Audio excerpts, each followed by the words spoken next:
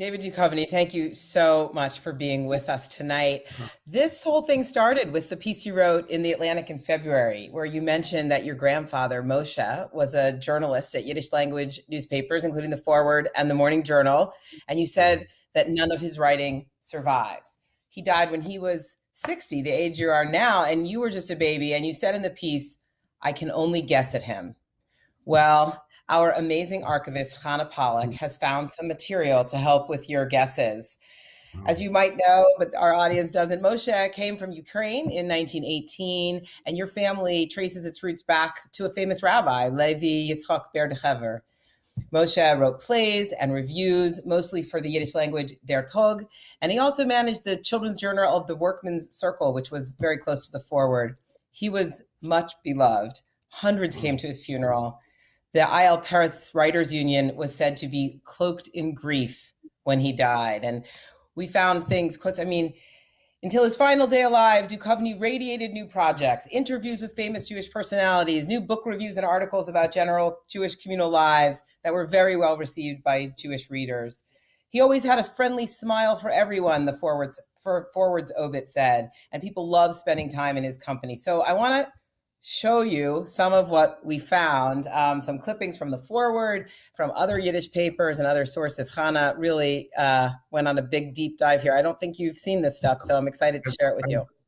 I'm crying already. I don't know anything about him really. What you just said is more than I know, and it's really nice to hear. The first thing I'm going to show you is the obituaries that ran on the front page of our paper, the Forward, and also Der Tog. And there was a pretty extensive obit in English in the New York Times. So let's take a look at those. That's November 2nd, 1960. So I'm not even 3 months old yet. Yeah, I don't think I was. Yeah, so those on the left of the screen, we've got the Forward's obit. And as I said, it was on the front page. Right underneath is the Der Tog, which was a very extensive, long obit. And then on the right, you have what was in the New York Times. And there's actually, you can see there's a discrepancy about whether he was 58 or 59. I had said 60 because you said 60, but it looks like he was a little younger. Wow. Yeah, my dad had said he was 60. That's just all I was going off of. I wouldn't be surprised if he didn't know, born in, who knows, people don't know exactly what year they're born, right? From the old country. Yeah. So we covered the funeral in the Forward also, and it seems like everyone who was anyone in the Yiddish writers world was there.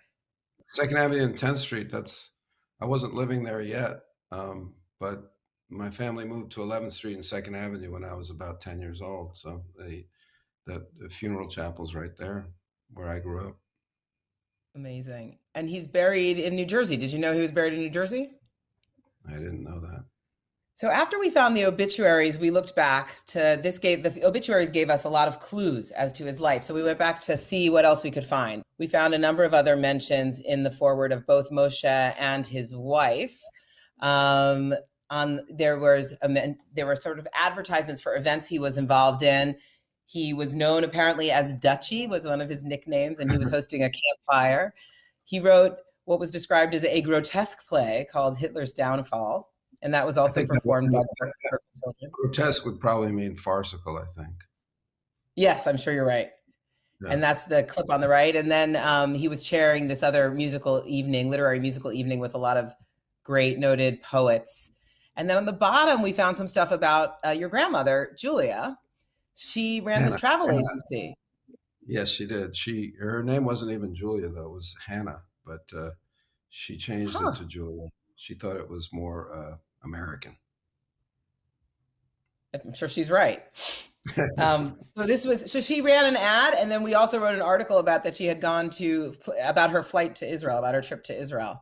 I know you said that none of his writing survives. Well, this big thing on the left here is one of his reviews. And that was one of his most frequent thing. He wrote reviews in Der Tog. We also believe that he serialized novels in one of these publications, and Hannah is still looking for those. So we will certainly tell you if we found them. And then on the right, there's a picture where he looks quite a bit like you, I think, from a 1948 edition of something called The Jewish Farmer. And then the Huh. last slide is a like a program of one of the plays he wrote called Oh, Onward wow. and Struggle Wow. And was it so what language was the play written in? Was it written in Yiddish? I mean, I was in always told that Yiddish. he Yeah, wrote it. Yeah. just let's just talk about what we just saw. What does it feel like to see Yeah. this stuff that you hadn't seen before? It's overwhelming, really. It's I just to think of his vitality and his commitment and his obviously his playfulness too and his creativity. Um, he's very very busy. He's in many places, and obviously he was loved, and it's just it's a lot to take in. Sorry, it's a lot to take in. Oh, it's okay. I was really touched by what you wrote in your Atlantic article. You said, "This is why I must write. It's my way of communicating with my ancestors, of talking to the dead, Ami, your father, and Moshe, of reaping what was so lovingly sown."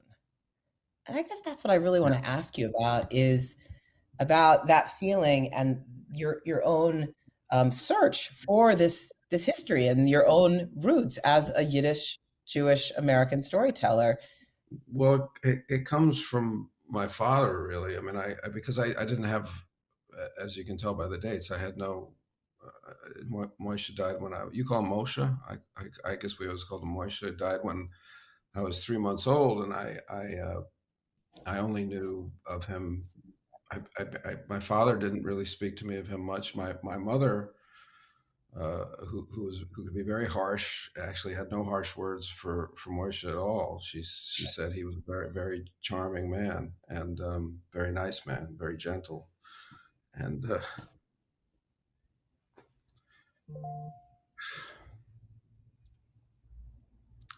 it's just it's so easy to lose. It's so easy to lose touch with these things. Obviously, I have. It's not that long ago. My father my father was a modern person.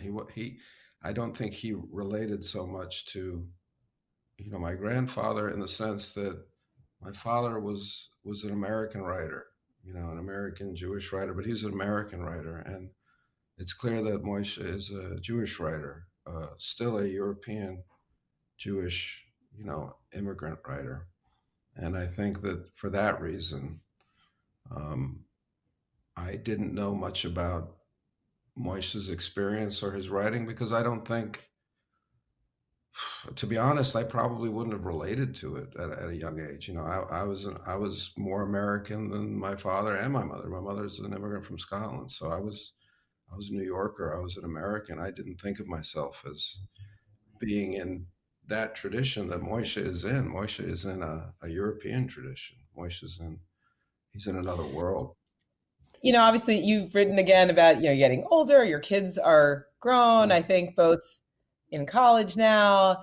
Is there and we do this thing, right? We get farther from the tradition, but then are you now like reconnecting and thinking of yourself more as a Jewish American storyteller, as a Jewish American in general? Is it something I, you're don't- kind I of don't. No, I don't really. I kind of. I mean, I must be. I'm not going to deny it, but I don't. I don't.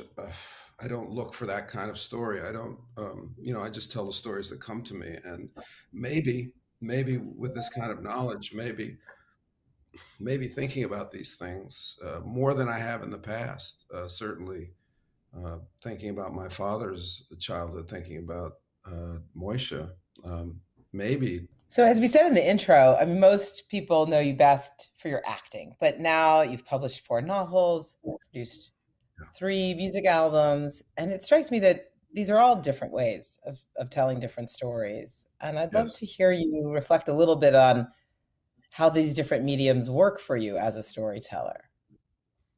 Um, well, I enjoy different mediums because they demand different ways of telling a story.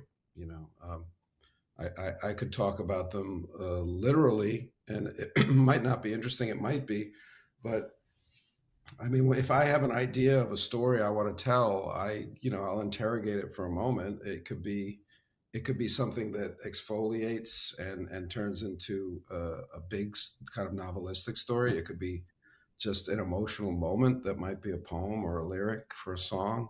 It might be something that would be endlessly fertile in terms of situation, and then it could be a television show. And I'll sit with it and I'll just try to ask it what it wants to be, you know. And I have a sense at this point, since I've gone through the different mediums, I have a pretty good sense, I think, of what things are supposed to be when if I'm lucky enough to have an idea. It's not like I wake up every morning and have five ideas. It's not true at all. I mean, if I have an idea, I guarantee you I'm going to try and work with it. What struck me about that and about what you just said is how much of a metaphor it is for your life, right? Because you're not stuck. You're not staying with acting or staying with these law. You keep reinventing and moving to these next things. Yeah. And not everyone does that. It's a kind of an No. amazing. Well, yeah. I mean, I think part of it is like Zen mind, beginner's mind. Like when I first started to make music, I was very excited about it. Not because I was like, oh, I'm fantastic. It was just, oh, these are all new questions. These are all new problems. These are all new puzzles. And I was very excited by that. And same with writing a novel. First novel I wrote, I guess I was 55. So, I mean, I knew how to write. I'd been writing my whole life, really, but I never tried to execute a full story. And that was fun as well. And I felt young doing it because my talent was young. And in a way, I think what happens as you age in a certain art form. I mean, you can get better, but you can also get dry, you know. And that wasn't the case if I'm starting something at that age. I'm not claiming to have any greatness, but I'm just saying I felt 20 doing it, you know. Um, and that felt fun, and that felt farther away from death than a lot of the other parts of me feel like, it was like that. That's Yeah. really inspiring to do things to find yourself farther away from death. Before we close out, I know you have on your phone Yeah. some pictures of your grandfather, of Moishe. Yeah. So I I'd love have to this hear what you know about picture this. of him in a short tie. Uh, Any idea where or when that is from? no idea. Nope. I don't have any idea. That's him and Julia Hanna, who was from Warsaw. They met, I believe, in Jersey. This is my brother. He's the baby there. And that's Julia, Moisha, my father, and my mother, Meg, and my brother, Danny. So that's probably 1958 or 9 right there. That's all I got. Wow. Yeah, is that Thank you right? so Yeah. much, David. It's amazing Thank to you. have you with us, and I'm glad This we was could find more about your family. it was a real pleasure and a very very deep pleasure. So I thank you for it.